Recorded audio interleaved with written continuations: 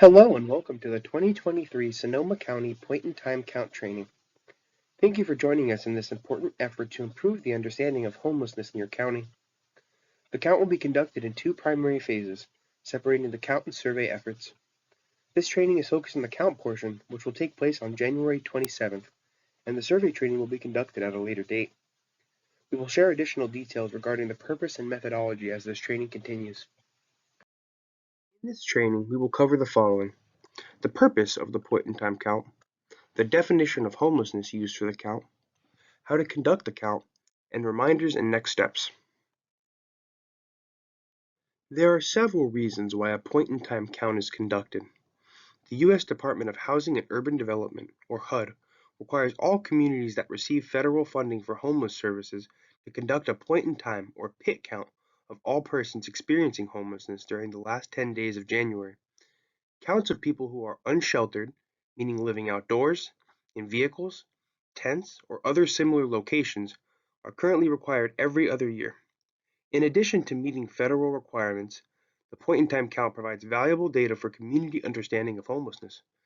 Data on the extent, prevalence, and reasons for homelessness is invaluable for local planning efforts and community understanding. This figure shows the different components that the count includes to make sure all people experiencing homelessness are represented in the count.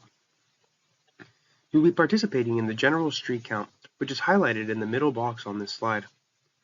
The general street count is a visual count of people who are currently unsheltered and will take place during the early morning hours on January 27th, before people begin moving through their day and before people staying in shelters leave the facility. Timing and coordination are important to avoid duplication, so areas surrounding shelter locations should be counted first. Route timing is important and should be considered in pre-planning efforts. Rural regions and non-shelter areas may also be subject to special arrangements. We will discuss how your team should prioritize counting locations within your assigned count area, such as shelters, later in this presentation. The other components include the shelter count, the youth count, and the survey. The shelter count collects information on the number of people staying in shelter programs across the county. The youth count focuses on counting unaccompanied young people under the age of 25 and is typically done around 3 p.m. to 7 p.m. This is not available for general community participation at this time. Finally, the survey component is typically conducted in conjunction with the general street count. Surveys are conducted with a representative sample of people experiencing homelessness across the county and provide us with a more detailed understanding of the homeless experience and the diversity of the population and its characteristics throughout the region, including information on veterans, families with children, and people experiencing long-term homelessness. We have made changes that are designed to ensure the safety of all participants in the count. They include mandatory deployment sites, emphasis on outreach teams with lived experience guides and direct service program staff, the inclusion of the smartphone app Survey 123 to be used for documenting observations of the team, and the team captain or designee will be the operator of the Survey 123 observation app. They will be required to provide their email and phone number for post-count data validation purposes. The general street count is a visual count of people residing on the streets, in parks and open spaces, in tents, in vehicles, in abandoned buildings, or in makeshift shelters constructed of tarps, cardboard, or other materials. The street count will be conducted while people are still in public shelters in the morning, which will help us have an unduplicated count of everyone experiencing homelessness that day. To avoid duplication, we ask you to count the areas surrounding shelters first. Volunteers meeting at the Petaluma or Santa Rosa deployment sites will be counting from 5 a.m. to 9 a.m. Volunteers meeting at the North County, West County, or Sonoma deployment sites will be counting from 6 a.m. to 10 a.m. Here's a list of deployment sites in Sonoma County. As we mentioned on the previous slide, volunteers meeting at the Petaluma or Santa Rosa deployment sites will be counting from 5 a.m. to 9 a.m. Volunteers meeting at the North County, West County, or Sonoma deployment sites will be counting from 6 a.m. to 10 a.m. As a reminder, volunteers will not be paid for their time, nor will volunteers be reimbursed for their mileage. Guides, who are individuals who have previously or are currently experiencing homelessness, will be paid a cash stipend upon completion of their count route. Here you can see what to expect on the morning of the count. Guides and volunteers will arrive at 5 a.m. or 6 a.m. depending on deployment site, and the goal is to have you out the door and in the field as soon as possible so that your team has adequate time to cover your route. You will first access the Pit Count survey on the Survey 123 app. You will be asked to input your track number, which you should have received via email prior to the count. We expect all teams to finish their routes within 4 hours from their start time and return to the deployment center when finished. Please call us if you think you need to be out any later than 4 hours from your start time, or if you need any additional help to complete your assignment. We strongly encourage you to conduct as thorough of a count of your assigned maps as you can. There are two different types of participants on each team during the general street count: volunteers and guides. This slide outlines the differences between guides and volunteers. A guide is an individual who has previously or is currently experiencing homelessness and uses their knowledge to identify individuals experiencing homelessness during the general street count. They will guide their team towards locations in their assigned count area where individuals experiencing homelessness are likely to be seen, and will help distinguish between safe and potentially dangerous situations. Guides are compensated for their time and contributions to the count in the form of a $20 per hour cash stipend. A volunteer will provide consultation and support in team decisions. They will be in charge of transporting their count team through their assignment and will help ensure that full coverage of the map is achieved and communicate with pit count organizers as needed. Please note that volunteers are not paid for their participation in the count, nor do they receive gas or mileage reimbursement. Teams should note that because we are covering the entire geography of your county, there may be instances where the guide is not personally knowledgeable about the specific route the team is covering. However, guides are still able to draw on their first-hand experience of homelessness to help identify potential locations or persons based on the previous experiences and signs in the environment. If a team is confused on whether or not a person should be included in the count, we ask them to collaborate within their team and make an informed decision. All team members are in charge of ensuring the methodology is being followed, and should designate one team member to be in charge of marking the tally sheet, and one team member responsible for tracking the team's coverage of their count area. The next set of slides will outline how to use the data collection forms that you will use on the morning of the count. Each team will be able to select specific routes and be given maps of those routes at your deployment site on count day. Your route will be outlined. Please stay within the tracked border. Often, the boundary of your route is a street. If the borderline is a street, count people on the inside side of the street, or the side of the street that connects with the rest of your route. If there is someone moving back and forth across the street, you should count them. Please cover all areas. The count persons are persons who are experiencing homelessness or living in a place not meant for human habitation. This includes tents, vehicles, parks, sidewalks, etc. Be sure to drive or walk down every street. Count on both sides of the street unless it's a route border. Look for open areas. You may need to get out and walk. You decide the route you take. That route may depend on traffic or where shelters are. Be sure to cover areas around shelters first. It's a good idea to put an X on streets and areas once you've covered them, so you don't count them twice. If you are assigned to two contiguous maps, be sure to outline a route that will easily take you from one map to the other. You'll need to download an app called Survey 123 in order to access the observation form. Once you've downloaded the Survey 123 app, you'll need to enable your location settings. If you're on an iPhone, you'll open up your settings, scroll down to Privacy and Security, select Location Services, and select On. On Android, you'll open up your settings, go to the Personal tab, select Location, and select On. If you can't access the observation form, there may be an update available for it. Once the update is made, the observation form will become available. The app may ask you to enter your login information. Please select Continue without signing in. The app will also ask you to use your location information. Please select Allow while using app. Please note, there is a training located on our YouTube channel for further explanation about how to access, use, and send data using the Survey 123 app. When you first open the observation form, you will be prompted with a question asking for the number of the census tract you're currently working on. You will need to open a new observation form for each census tract you cover. After entering in your census tract number, Scroll down to the Observation Location area. Select the optical site symbol, which will pinpoint your location for your upcoming entry.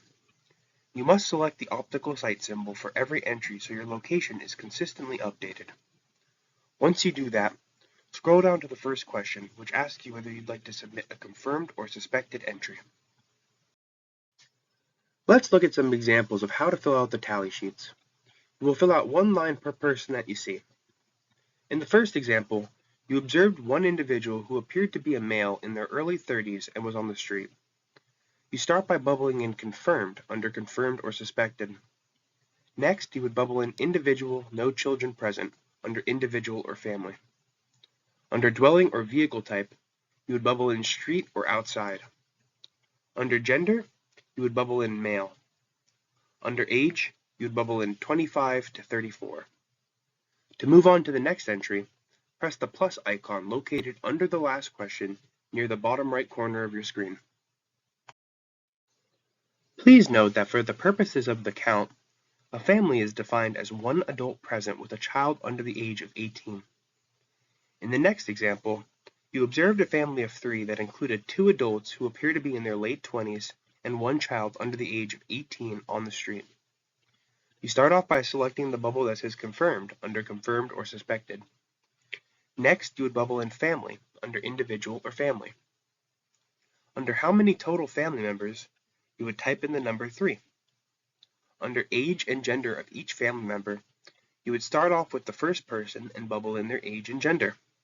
After bubbling in the first person, below the section age, there is a forward-pointing arrow with a 1 of 3 to the left of it.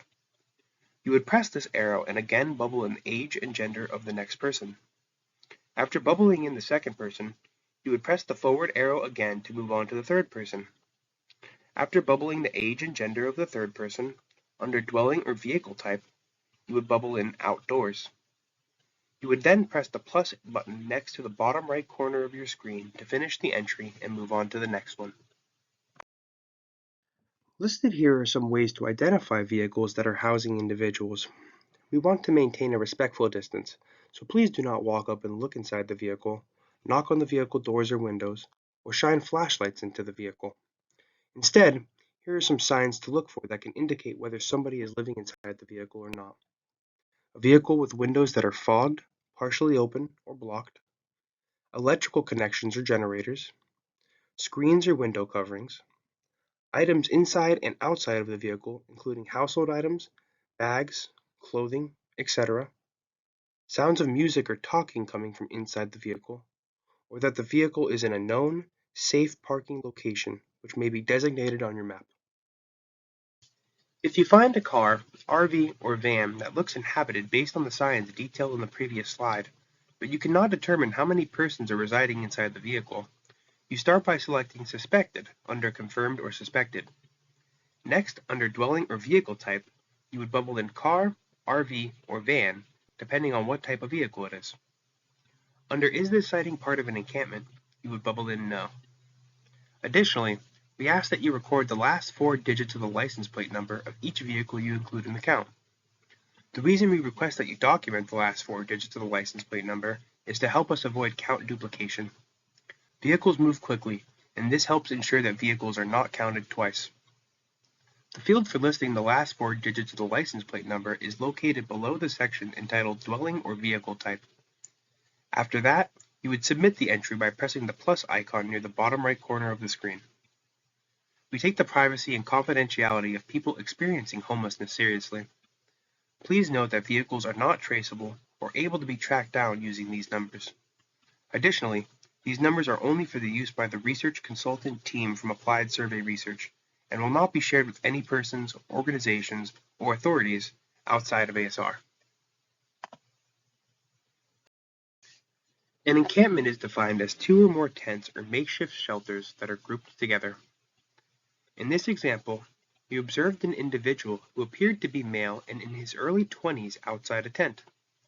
You also observed a tent directly next to his with an individual who appeared to be male in his 70s standing outside of that tent. You start by bubbling in Confirmed under Confirmed or Suspected. Next, under Individual or Family, you would bubble in Individual. Under dwelling or vehicle type, you would bubble in tent or makeshift structure. Under is this sighting part of an encampment, you would bubble in yes. Under gender, you would bubble in male. Under age, you would bubble in 18 to 24. At the bottom of the survey, there is a plus button you can press to add another individual. It is located near the bottom right corner of your screen. After adding that next individual, repeat the same steps you just did, except under age, you would bubble in 65 plus to indicate that you believe the second individual is in his 70s. To complete the entry, you would press the plus symbol near the bottom right corner of your screen. In the second example, you observe 3 tents together but do not see any individuals. In this case, you start by bubbling in suspected under confirmed or suspected. Under dwelling or vehicle type, you would bubble in tent or makeshift structure. Under is this sighting part of an encampment, you would bubble in yes. After that, you press the plus button located near the bottom right corner of your screen to indicate another entry and repeat these steps for the next 2 tents or structures. Now that you understand how observations are made within Survey 123, we highly recommend testing the application while out and about prior to the count. Location data is critical, so please make sure your location settings are enabled within the settings on your mobile device. Feel free to submit your entries as well, as all entries prior to count day will be removed. Safety is a top priority while out in the field. Please take note of the following items when you're out conducting the count. Please be safe and do not take any risks. Do not approach individuals and ask them if they are experiencing homelessness. Please observe and document observations only. Do not take photos while in the field to protect the privacy of those being counted. Please keep all locations and information confidential and do not discuss them after the count in social media or other public forums. Stay with your teammates, be respectful of those you are counting, and if you have any problems or questions, call your deployment captain. Once again, safety comes first for all count participants. If an area seems too unsafe to cover, do not enter it. Mark the area on your map to show your deployment center captain when you return. Some of these areas will have special teams to cover them. Do not advertise your participation in the count on social media or any other platforms, and keep the information you collect confidential. Avoid conversation with individuals experiencing homelessness, respect their privacy, and do not do any outreach work while conducting the count. If you have a true emergency, please call 911 and then notify your deployment center captain when appropriate. We will review safety and confidentiality protocols again on the day of the count. Here are a few tips on how to prepare for the count. Keep in contact with your team leader. Team leaders, keep in contact with the project staff. Make sure to have Survey 123 downloaded and ready. Wear comfortable shoes and clothing. Dress warmly. Wear a jacket, sweatshirt, raincoat, gloves, hat, etc. It is the wintertime. Bring a car if possible. Bring a fully charged cell phone. Bring a flashlight. The count will happen rain, snow, or shine, so be sure to bring an umbrella or cold weather gear if necessary. And of course, be sure to get plenty of rest the night before. We will be in touch with you regarding any specific deployment location information, as well as reminders as we approach the day of the count. Please feel free to contact us at the listed email or phone number with any questions. Thank you in advance for your participation in the 2023 point-in-time count. Please encourage your friends, family, and colleagues to join us in this year's count by directing them to our volunteer registration link.